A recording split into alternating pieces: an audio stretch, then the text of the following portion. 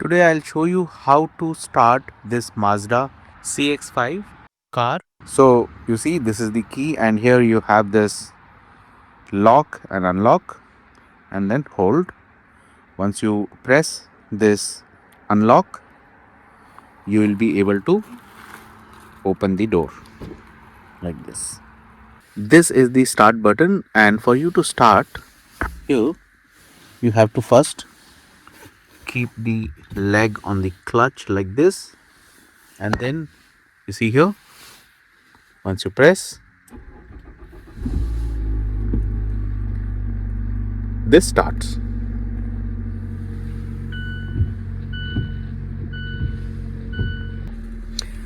On the left side, this is the roller for the behind, and this one is for the front, left and right. So once I press this left, you see,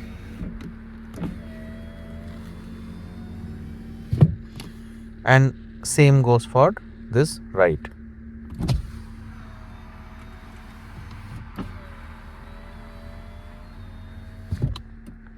This is locking the doors, all the doors together, and you see, unlock, lock, unlock, lock. Now that is locked, this will not get opened from behind unless you unlock or stop the vehicle. This is to lock the window. Once you do this, this window operation will stop. I'm pressing now and you see it's not going down. This is to adjust these two. Okay, so you can see here, once I'm doing, hopefully you're able to see the moment. This is how you can do. Currently this is in parking. When you go to the rear, you see here, this opens up. Right now it's in the parking. Let me put that back. So if you have to take this off the parking, you click here. I'll keep it in parking, and then you see this is for driving. So for driving, you bring this back. Of course this has to be off. Then you see this is the compartment where you have the charger point, and once it is connected, there are 2 points here. Once it is connected, you will see on this dashboard if you are wanting to navigate.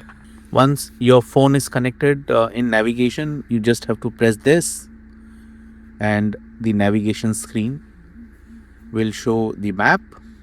This is for the music, and then in case you want volume to be made up and down, this is the button.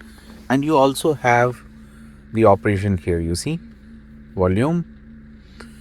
I don't use phone when driving, so I usually avoid this. And then with this operation, you will be able to drive your vehicle. To switch on the AC, you push this, and you see here, you rotate this for air conditioning. This side is hot, this side is cold, and then for the airflow, again you push and then rotate accordingly. And here you see how you want the airflow. Those are given as visual cues. You just take to whichever you want. And then this one is your emergency parking. You put this.